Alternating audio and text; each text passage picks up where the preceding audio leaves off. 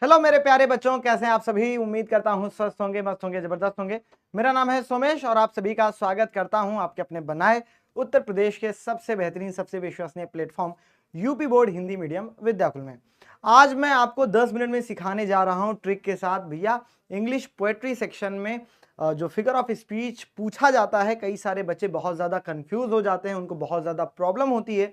इस वीडियो के बाद आपको कोई भी दिक्कत नहीं रहने वाली है। बहुत ही इंटरेस्टिंग तरीके से मैं आपको फिगर ऑफ स्पीच समझाने वाला हूं। इसके बाद आप इसको भूल ही नहीं सकते, भूलना भी चाहोगे तो भूल नहीं पाओगे, और जहां भी जाओगे सिर्फ और सिर्फ हमें ही पाओगे।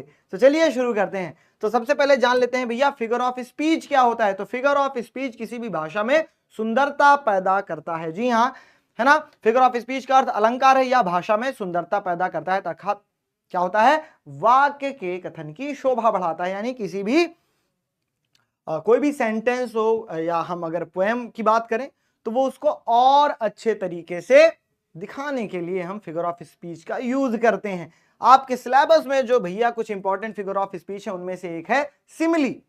अब सिमिली को याद करने का सबसे अच्छा तरीका यह है भैया, यहां पर लाइक एज और सो जैसे शब्द आते हैं। क्या आता है भैया, लाइक एज सो जैसे शब्द आते हैं। ठीक है भैया, क्या क्या आता है, लाइक सो तथा एज आदि शब्द आ जाते हैं, और इनके साथ ही किन्हीं दो वस्तुओं या व्यक्तियों के बीच में कंपैरिजन किया जाता है, तुलना की जाती है। जैसे कि आप ट्रिक याद रख सकते हैं, चांद सा रोशन चेहरा, बालों का रंग सुनहरा। तो भैया चांद सा रोशन चेहरा कैसा है, चांद सा रोशन है, तो ये बेटा सिमिली हो जाएगा। दूसरा है सागर जैसी आंखों वाली, ये तो बता तेरा नाम है क्या। तो उसकी आंखें कैसी हैं, सागर जैसी हैं, तो यहां पर जैसी शब्द आया है। ठीक है, चलिए तीसरा क्या है, बहती हवा सा था वो, कैसा था, बहती हवा सा था, तो यहां सा शब्द आ गया है। तो इस प्रकार आप याद कर सकते हैं। अगर हम इंग्लिश की बात करें तो लाइक सो तथा एज जैसे शब्द के साथ दो व्यक्तियों या वस्तुओं के बीच में तुलना की जाती है, कंपैरिजन किया जाता है। जैसे यहां पर आप एग्जांपल देखेंगे, as slow as a sloth, इतना आलसी, इतना धीमा जितना कि भैया स्लॉथ है। तो यहां पर भी एज शब्द आया है। As busy as a bee, तो एज वाले शब्द आ जाएंगे। ठीक है, लाइक वाले शब्द आ जाएंगे। My cousin chatters like a monkey, तो भैया वो कैसे बात करता है, कैसे वो बोलता है, चैटर्स लाइक अ मॉन्की, तो बंदरों की तरह बड़बड़ाता रहता है, बात करता रहता है। तो यहां पर लाइक शब्द आया है। ठीक है, Kitty is as proud as a peacock, तो वो इतनी घमंडी है जितना कि पिकॉक होता है। तो अगर कहीं भी लाइक एज और सो जैसे शब्द आ जाएं, लाइक एज और सो जैसे शब्दों के साथ किन्हीं भी दो व्यक्तियों वस्तुओं के बीच में तुलना की जाए तो वहां पर सिमिली हो जाएगा। दूसरा समझते हैं भैया मेटाफर। तो यहां पर भी दो चीजों के या दो व्यक्तियों के बीच में तुलना की जाती है, लेकिन यहां पर लाइक एज और सो जैसे शब्द नहीं आते हैं। जैसे कि यहां पर मेरे सामने वाली खिड़की में एक चांद का टुकड़ा रहता है, तो चांद का टुकड़ा कहा गया है तो यह मेटाफर हो जाएगा। अगर चांद सा टुकड़ा कहा गया होता तो सिमिली हो जाता। क्यों, ट्रिक बहुत आसान लगी कि नहीं, बहुत ही अलग तरीके से। चंदा है तू, मेरा सूरज है तू, तो चंदा जैसा नहीं कहा गया है, सीधे सीधे कह दिया गया है कि चंदा है तू, मेरा सूरज है तू, तो सूरज कह दिया गया, चंदा कह दिया गया। यानी तुलना यहां पर चंदा से की गई है, सूरज से की गई है, लेकिन लाइक एज सो जैसे शब्दों का प्रयोग नहीं करा गया है, तो ये क्या हो जाएगा, ये बेटा हो जाएगा मेटाफर। ठीक है, जैसे लिखा है my mom has a heart of gold, उनके पास क्या है, सोने का दिल है। सोने जैसा नहीं कहा गया, सोने का दिल है। ठीक है, my friend sister Sharon a night all, तो वो क्या है, रात की उल्लू है ना। उल्लू जैसी नहीं कहा गया, सीधे सीधे उसको रात का उल्लू कह दिया गया। ठीक है, Dilip has a stone heart, तो पत्थर दिल है उसके पास, पत्थर जैसा दिल नहीं, पत्थर का दिल है, सीधे सीधे कह दिया गया। तो ये क्या हो गया, ये मेटाफर हो गया। आगे चलते हैं। फिर आता है पर्सनिफिकेशन, जिसको हम कहते हैं मानवीकरण अलंकार। यहां पर किसी भी अचेतन पशु पक्षी जानवर, इनको जो है इंसानों वाली क्वालिटीज दे दी जाती है। जैसे कि चांद ने कहा चांदनी की कसम, नहीं नहीं नहीं, तो भैया चांद कह रहा है, चांद कह रहा है, तो चांद को हमने इंसानों वाली क्वालिटीज दे दी, तो भैया यहां पर पर्सनिफिकेशन हो गया। दूसरा एग्जांपल क्या है, सावन का महीना पवन करे शोर, तो शोर कौन कर रहा है? पवन कर रहा है, यानी हवा कर रही है। अब हवा कैसे शोर करेगी? तो हवा शोर कर रही है, ठीक है। तो यहां पर भी क्या हो जाएगा? यहां पर पर्सनिफिकेशन हो जाएगा, मानवीकरण अलंकार हो जाएगा। जैसे my flowers were begging for water, तो मेरे जो फूल थे वो पानी के लिए भीख मांग रहे थे, ठीक है। तो इसको इंसान वाली क्वालिटी दे दी कि भैया ये भीख मांग रहे थे। The cactus saluted those who drove past, तो कैक्टस यानी नागफनी का जो पौधा था उसने सबको सैल्यूट करा, सबको क्या करा? सैल्यूट करा, जो भी वहां से गुजरे। तो भैया सैल्यूट कौन करता है? इंसान करते हैं। तो इस प्रकार से इसको इंसान वाली अगर क्वालिटीज दे दी जाए तो वहां पर पर्सनिफिकेशन हो जाएगा।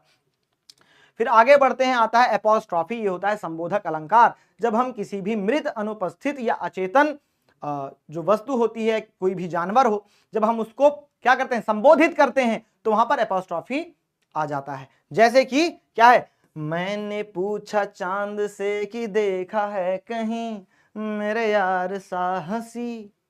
मैंने पूछा चांद से, तो मैं चांद को संबोधित कर रहा हूं, पूछ रहा हूं कि भाई देखा है कहीं मेरे यार सा हंसी। तो मैं चांद से पूछ रहा हूं, उसको संबोधित कर रहा हूं। या आप बोल दें कि मृत्यु मुझे तुम्हारा भय नहीं है, तो आप मृत्यु को संबोधित कर रहे हैं।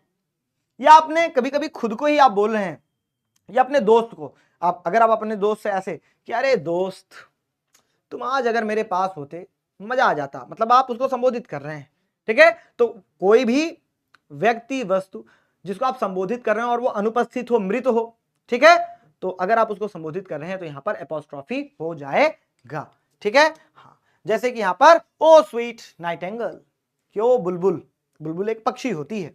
सिंग मी अ सॉन्ग, मेरे लिए गीत गाओ, ऑफ लव एंड लॉन्जिंग, प्यार मोहब्बत चाओ, है ना, वाला कोई गाना गाओ।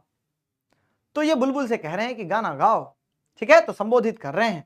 ओ माइटी ओशियन, ओ भैया कौन? माइटी ओशियन, शक्तिशाली गहरे समुद्र। How vast and deep you are, तुम कितने बृहद और तुम कितने विशाल हो।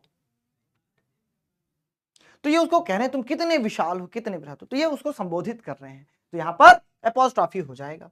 आगे बढ़ते हैं, आता है हाइपरबोला, यानी अतिशयोक्ति अलंकार। किसी भी चीज को बहुत ही बढ़ा चढ़ा करके या फिर घटा करके जब प्रस्तुत किया जाए तो वो हाइपरबोला कहलाता है। जैसे कि तू जो कह दे तो चांद तारों को तोड़ लाऊंगा मैं, इन घटाओं से उन फिजाओं को मोड़ लाऊंगा मैं। तो भैया ये कि चांद तारों को तोड़ लाऊंगा मैं, अरे तुम्हारे मतलब आसपास में कोई फूल है क्या ये जो तुम तोड़ लाओगे? तो भैया बहुत बढ़ा चढ़ा करके इस चीज को कहा जा रहा है। तो यहां पर क्या हो जाएगा? यहां पर हो जाएगा दोस्त हाइपरबोला। जैसे my brother is stronger than iron, मेरा जो भाई है वो लोहे से अधिक शक्तिशाली है। तो यानी बहुत ज्यादा फेंक फाक दिया गया, मतलब बहुत ज्यादा बात को बढ़ा चढ़ा करके बताया गया। She is my guardian angel, कि वो मेरे लिए फरिश्ता है। तो भैया फरिश्ता यानी भगवान, भगवान की दूत। तो ये भी बहुत बढ़ा चढ़ा करके इस बात को कहा गया है। रिवर ऑफ ब्लड फ्लोड, यानी कि खून की नदियां बह गईं इन द बैटल, युद्ध के मैदान में भैया खून की नदियां बह गईं। तो खून की नदी कैसे बह सकती है? तो इस बात को बहुत बढ़ा चढ़ा करके प्रस्तुत किया गया है। और जब किसी भी बात को बहुत बढ़ा चढ़ा करके प्रस्तुत किया जाए तो वहां पर आ जाता है क्या? वहां पर हो जाता है बेटा हाइपरबोला। आगे बढ़ते हैं, फिर आता है बेटा ऑक्सीमोरॉन। ऑक्सीमोरॉन मतलब विरोधाभासी अलंकार। यहां पर क्या होता है? यहां पर भैया दो विरोधी अर्थ वाले शब्दों को जोड़ने के लिए क्या आता है? यानी कि यहां पर दो विरोधी अर्थ वाले शब्द जुड़े हुए होते हैं। जैसे तू ही हकीकत ख्वाब तू ही है दरिया प्यास तू ही दिल की बेकरारी तू सुकून। क्या कह रहे हैं? तू ही हकीकत, तो रियलिटी भी कह रहे हैं और कह रहे हैं भैया ख्वाब तू। तो दोनों क्या है? एक दूसरे के विरोधी हैं। तो एक तरफ तो रियलिटी, एक तरफ इमेजिनेशन, ड्रीम। तू ही है दरिया प्यास तू, है ना। तो भैया प्यास भी उसी को बता रहे हैं और समुद्र भी उसी को कह रहे हैं, ठीक है। तो ये विरोधी अर्थ वाले शब्द एक साथ जुड़े हुए हैं, तो वहां पर हो जाता है ऑक्सीमोरॉन। जैसे कि यहां पर क्या है? It is an open secret, ये क्या है? खुला रहस्य है। तो अगर भैया सीक्रेट है, रहस्य है, तो वो खुला कैसे हो सकता है? अगर खुल गया तो वो रहस्य नहीं है। तो ये दोनों विपरीत अर्थ वाले शब्द हैं जो जुड़े हुए हैं। Life is a bitter sweet, तो जीवन क्या है? खट्टा मीठा है, ठीक है। बिटर स्वीट भैया कड़वा भी है, मीठा भी है, ठीक है। तो इस हिसाब से तो बिटर और स्वीट दोनों एक साथ आ गया, ठीक है। ही इज द वाइजेस्ट फूल, तो वाइजेस्ट मतलब सबसे बुद्धिमान और फूल मतलब मूर्ख। तो दोनों शब्द एक दूसरे के अपोजिट हैं। तो यहां पर क्या हो जाएगा? तो यहां पर भैया हो जाएगा ऑक्सीमोरॉन। फिर हम आगे चल के पढ़ते हैं बेटा ओनोमैटोपिया यानी ध्वनि अनुकरणात्मक अलंकार, अगर हिंदी की बात करी जाए। यहां पर क्या है, शब्दों का निर्माण तथा उपयोग उनसे संबंधित वस्तुओं या क्रियाओं की ध्वनि से होता है, ध्वनि के अनुकरण के द्वारा होता है। यानी कि जहां कहीं भी साउंड की बात होगी वहां पर ओनोमैटोपिया हो जाएगा। जैसे कि नाचू मैं आज छम छम छम, तो यहां भैया नाचने की आवाज है छम छम छम, ठीक है, साउंड की बात हो रही है, ध्वनि की बात हो रही है, तो यहां पर ओनोमैटोपिया।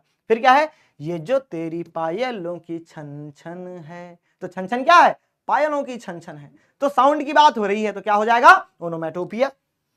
टिप टिप बरसा पानी, तो पानी कैसे बरसा, टिप टिप बरसा, तो ये पानी के गिरने की आवाज है, साउंड है, तो यहां पर ओनोमैटोपिया यानी कि भैया ध्वनि अनुकरणात्मक अलंकार। जैसे दैट थंब यानी कि उसकी जो थपकी थी, वो जो थपकी थी, थपकी क्या मतलब आवाज, ऐसे थपकी, ठीक है, मेड अस जंप, तो उसकी वजह से हम कूदे, ठीक है।